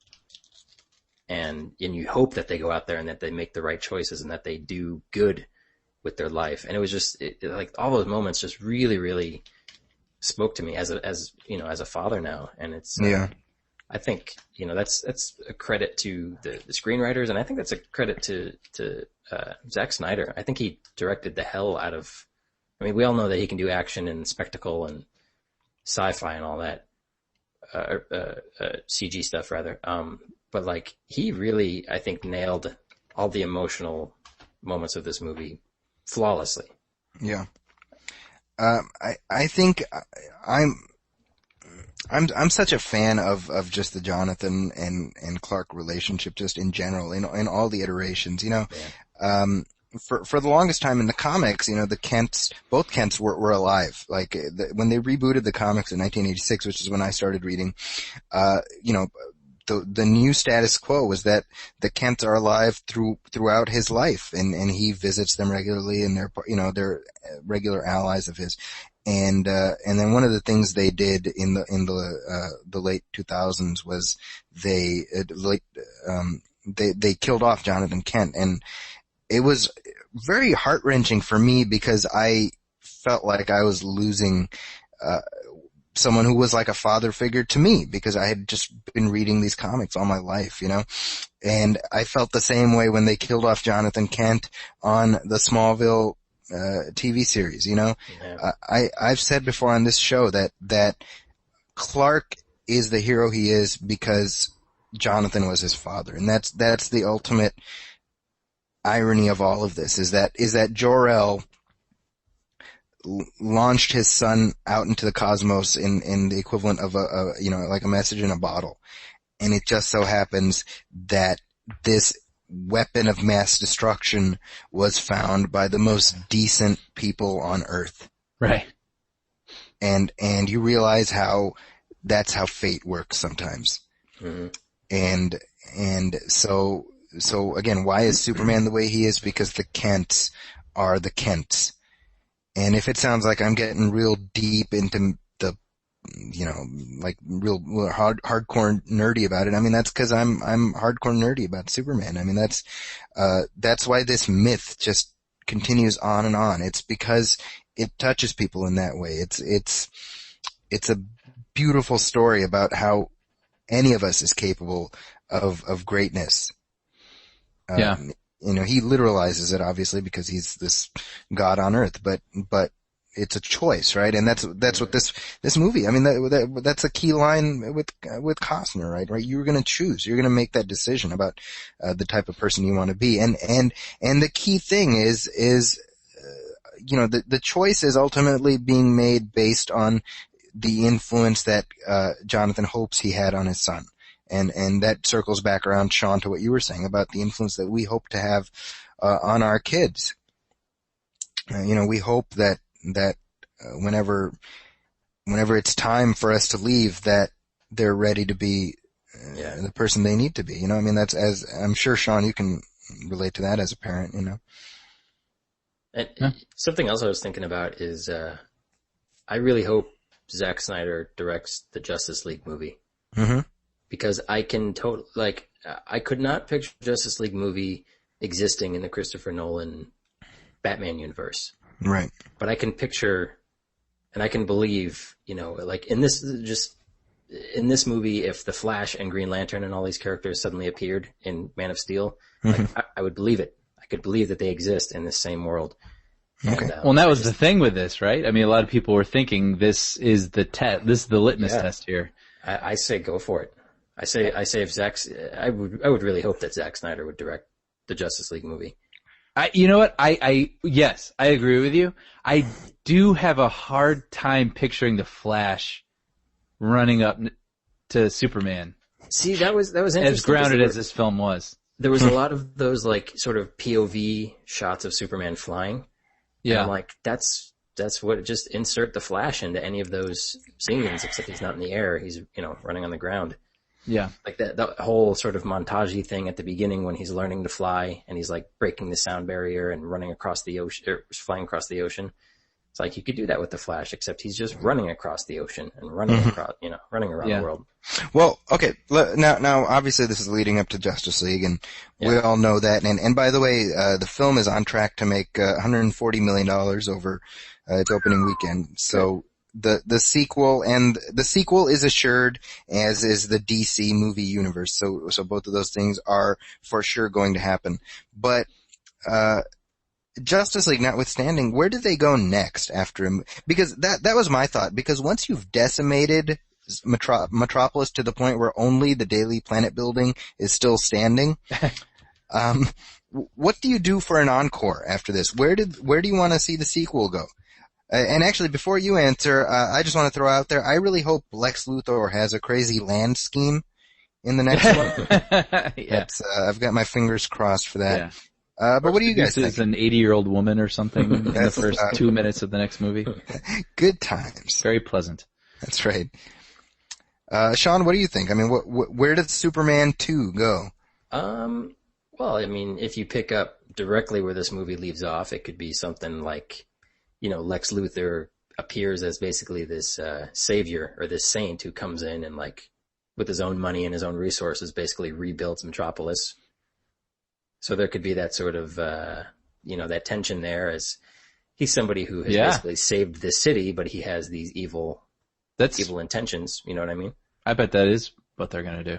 And if you were paying attention, you saw a LexCorp truck yeah. and et cetera. Yeah. So Lex Luthor is definitely being seated in there. Also, if you're paying attention, the satellite that Zod and Superman fight over has a Wayne Enterprises or Wayne Industries or whatever logo cool. on it. I didn't notice that. Well, there goes one of my trivia questions. Oh. No, I do want to bring up real quick though, because I mean we're all gushing over it, and I did really enjoy it. But there's something you said in your review, Zaki, that I actually pulled out because I totally agree with it. And I'll start it with the compliment is I thought the action was very good in this movie, and I think Zack Snyder obviously has a sense of style. But he knows what he's doing. He knows what he's doing when he's choreographing action. It's exciting, but it's also easy to follow. Mm-hmm. And, but at the same time, I found, similar to Iron Man 3, I almost found like I enjoyed the climax of Act 2 more than I enjoyed the climax of Act 3. I agree with that. When they were, fighting, when Superman was fighting everybody in, Smallville, downtown Smallville. Yeah, I see. I thought I got more out of that scene, and I enjoyed seeing them throw each other through buildings, and Superman was stopped by a bank vault, and it was like, it was crazy. And that was really cool. And it was really cool to see that again in Metropolis. And it made me think of Superman 2, where they have that fight scene between Zod and Superman. Yeah, and that's right. There was a lot of limitations, obviously, just because of special effects and things. And it feels very slow, but just because, they have people in wires. But now we have the ability to do anything. Yeah. And they did. And so I think on the positive side, it was really cool to see what it would really be like to see Superman fight his own kind on our planet. They'd be thrown through buildings. Mm-hmm. Like, buildings would tumble with these guys just punching each other. And it was cool to see that. But at the same time, and I'm going to quote you, Zaki, because I completely agree with this. You said, rather than invest us in the fates of those in jeopardy, drowning us in theater-shaking cacophony has the opposite effect of merely detaching us from the carnage. A little more restraint here might have helped to further drive home the emotional stakes. And I did feel like I was losing stakes. Like, it just became crazy. And I think what they did to remedy that, and I did like it, was the Perry White thing. No, I was just going to bring that up. That's what sold it for me. Yeah, I think...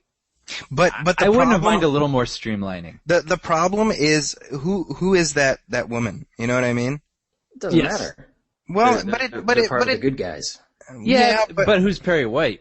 You know what I mean? Like, it's Lawrence Fishburne. You know what I mean? It wasn't like, maybe if it was someone we knew a little bit better. I mean, that's the thing, fine. right? It was fine. Don't get me wrong. But I just think, like, I saw that, and I wish they had taken that and run with it a little bit more. I think what I really love about specifically the Richard Donner film, because he didn't do any of the sequels, but what Donner does again and again is he plays Superman, as who he is, but he plays him off the reactions of people who are seeing him. Yeah. And if you watch the 78 film, it's happening constantly. You have that pimp guy who's like, "Say, Jim, that's a bad outfit," right? You got that, which is horrible and racist and everything else. But you've got, like, wow, look, it's Superman. People looking out the window, and like it plays him in. Richard Donner's whole thing was verisimilitude, right? So it's like, we're gonna play this as straight as possible. And I feel like, well, this film got a little bit, when we're talking about the climax, specifically the action climax, it got a little bit lost in the superheroics, and it lost the thread a little bit of grounding us in the fact that, like, who would we be if we're seeing this battle play out? And I feel like if destruction is happening to this extent in Superman's very first battle, if you're like the guy on the street, you don't care if says he's the good guy, because this is like 18 9/11s that have happened. Right. And maybe that's a plot point in the next one, right? He has to earn the city's trust. Right. Or the world's trust or whatever. But I feel like, I wish there was more of, if it's something as simple as showing more of him, and because it does it a little bit, showing more of him rescuing people and like going out of his way to take the fight out of, occupied areas, Yeah. A little bit more of that. And this is admittedly a minor critique, because again, totally. overall, but I did think about it. Yeah. So, let's wrap up this, conversation. Any last thoughts on Man of Steel before we move on to, the brain teaser portion of the program? I'm looking forward to watching it again. Yes. Yeah, I agree. I was actually hoping to have a second viewing a few nights ago, but unfortunately wasn't able to schedule that. And this is something that I'm really hoping to catch with the wife sooner rather than later, because ever since we've been married, my wife has put up with the fact that I am Superman fanboy number one, and I've got a massive Superman collection. I buy the action figures and just, I mean, I've loved Superman all my life. So, this is, I'm not going to say this is the Superman movie I've been waiting for all my life, because in all honesty, I got that already. For me, the 78 one, the Richard Donner one will always be tops for me, but I'm grateful that this will introduce a whole new generation to the character. And it's gonna form that attachment. The only thing I'm somewhat disappointed in is that I can't, as of yet, take my kids to see this. Yeah, there were a lot of little kids in our audience, and like the very first thing you see is this woman giving birth. Right. Yeah, it earns the PG-13, and I think it's inappropriate for kids certainly under 10, and I would argue that I think a Superman movie, kids should be able to watch it. I will say that. I agree. Yeah. That being said, 3 thumbs up for Man of Steel, no asterisks. So, nope. I filed that in a win column. Why don't we move on to the movie film quiz? Oh, yeah. Brian, I believe you've prepped some queries for us. I had a feeling that Wayne Enterprises satellite question would come up, so I had a question in my back pocket, so don't worry about it, guys. All right. But, as anyone should assume, today's trivia surrounds Superman. This is going to prove exceedingly difficult, as Zaki is Superman fanboy number 1. That's true. But, I don't know. I tried to make it somewhere down the middle. I think some of these are going to be super easy. Some of them might not be so easy. Let's see what happens. Avatars, what should we do here? Well, first of all, I just want to say that I'm expecting to just get smoked out of the water here. But we've tried this before. We've tried this before, Zaki. If I somehow manage to beat you, I would like to do the intro of the Movie Film Podcast for next episode. Sounds good. All right. That'll be my victory prize. That'll be my prize. All right. Well, here we go. Question 1. Wait, who are we? Yes, I'm sorry. Avatars. We need to pick avatars. Let's go. Have we done candy bars? I'm eating a candy bar right now. How about favorite candy bar? Kit Kat. Snickers. Alrighty. Here we go. Question 1. Superman's first appearance was in what year? Kit Kat. Snickers. Kit Kat. 1938. Damn it. That is correct. This is the 75th anniversary this year. 75th anniversary. By the way, did you guys hear the story about this guy who he found? This is amazing. This guy, he bought a house like on the cheap, and he was just going to renovate it and flip it. And in the insulation, he found a complete copy of Action Comics #1 in the insulation. What? And I didn't hear that. Yeah. Now here's the interesting thing about this. He finds it and he doesn't realize what it is until somebody tells him, holy crap, that's Action Comics #1. That's Superman's first appearance. And you know, these comics are rated on a scale of 1 to 10. And this was rated like a 3, which is not that high normally, but it would have got him like $300,000. Wow. So check this out. Yeah. What's that? No, go ahead. You're about to say it. So he takes it home, and he's showing his wife and his wife's aunt, like, look at this thing is worth $300,000, and his wife's aunt is like, here, let me see, and she grabs it and tears the back cover. So, get this, so that drops it from a 3 to a 1.5. Right. So instead of $300,000, he gets $175,000. Still good. Which is still fine, In the walls of your house. Yeah. But that woman cost him $125,000. Wow. That woman would have been out on the street so fast it would have made your head spin. Can you believe that? I'd be like, you can send your installments to make up for that $125,000. Yeah. Enjoy living at the Y for the rest of your life. There's only like 100 copies known to exist of that issue. That's right. Yeah, Nicolas Like Cage had rare. one. Yeah. Nicolas Cage had one, but then he was like, wait, none of my movies make any money. I'm broke. I'm broke. Yeah. Okay, so, question 2. Sorry, go on. Let's do this. What is the name of Superman's mother? Kit Kat. Snickers. Kit Kat. Because there must be a delay. Biological mother is Lara. Oh, that's a good point. I did mean his Krypton mother, but of course, yeah. Go ahead. His Kryptonian mother is Lara Van, and his human mother is Martha Clark Kent. Very, very good. Yeah. All right. This is this was going to be my contingent question because of the other one. But anyway, question 3. What is Clark Kent's middle name? Ooh. Oh, that's a Snickers. good one. Sean. Clark Tiberius Kent. That's incorrect. I'm glad you clarified that. I'm gonna say, that's a good one. Snickers. By the way, okay, well, No, Zaki has a chance to guess first. I was gonna say on one of the sites I was looking up stuff. It had what was Clark Kent's social security number.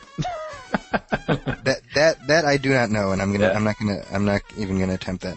Yeah. I'm gonna say Jerome. Sean? Eugene. Oh, is this a bust? Joseph. Give us a hint. It What's start is with? Joseph. Is it Joseph, really? Yes, it is. Okay. I was actually going, because the reason I said Jerome was because I was thinking Jerry Siegel, who is the co-creator, and Joe Shuster is the other co-creator. So. Yep. Joseph. There you go. There we go. All right. Clark Joseph Kent. Wow, I didn't know that. I did not know that, actually. So. All right. Well, let's round this out here. We got question 4. Yeah. Only counting the films of the past 50 years, what is the only other Superman film, other than Man of Steel, not to feature Lex Luthor as its villain? The only other... Wait, hold on. Say again? Snickers? Sean. 3? Superman 3? That's it. Yep. Yeah, but of the last 50 years... Yeah, because there was one you're that right, was... You're right, yeah. you're right. Okay, that's where you screwed me up. Okay, yeah. Yeah. Way to go, Sean. Who needs Lex Luthor when you've got Richard Pryor? That's what I say to you. Right. And finally, question 5. Which famous actor named his son Kal-El? Kit Kat. I was just talking about him, Nicolas Cage. Actually, it's Jimmy Stewart. He was a huge Superman fan. Now it's Nick Cage. Cage. Oh, Kal-El! What are you doing? Very cool. Wow. Those are some good questions, Brian. Good. Yeah. Thank you. Very cool. All right. Well, that brings us to the end of another movie film podcast. Brian, where can people find you on the interwebs? At everythingbrian.blogspot.com. Brian with an I. And Sean? I'm gonna do this all sexy. Ready? At moosehub.com, moosehub.com. And you can always find us at facebook.com/moviefilmpodcast and at moviefilmpodcast.com. And don't forget to check out MrBoyProductions.com. Nice. That sounds a little bit like NPR. Well, and coming up in the second hour, we'll talk about the revolt I find that's NPR happening. sexy. That's Are you done, Sean? Sorry. I think so. Okay. And you can find Zaki at zakiscorner.com. Email him at zakiscorner.com. Email us all at moviefilmpodcast@gmail.com. And check out Zaki's reviews on the Huffington Post. Okay. Which you post every Friday. Sean just died at the very end of that. It's hard. It's a hard gig. It is, they earn their paychecks. So. And also check out our Facebook page. Did we do that? Facebook.com/moviefilmpodcast. Yes, and give us another one, Brian. I think that's all we got. Make up another website. Be sure to write us a review on iTunes and also on Stitcher Radio, where you can find us. Yes. I stand corrected. In our next episode, we'll be talking about World War Z, as well as you make it sound like we have one listener, and I love how you're berating him for daring to write us a review. We're not berating him. We're daring him to be a part of. I'm engaging Doug. Come on, Doug. I seriously, I would like Doug to write us in his take on Man of Steel. Okay. I'm very curious. Well, Doug will make that happen, hopefully. I'm curious in everybody's. Yeah. But let us know what you think. We'll talk about it on the next episode. Yeah. As I said, next time we'll be talking about World War Z. We'll be talking about The Heat. You'll also be able to listen to my interview with Paul Feig, who directed The Heat, and he of course directed Bridesmaids. He created Freaks and Geeks, and much more. That concludes this episode of the Movie Film Podcast. My name is Zaki Hassan, and on behalf of my friends Sean Coyle and Brian Hall, we will see you in 2 weeks. Welcome, friends.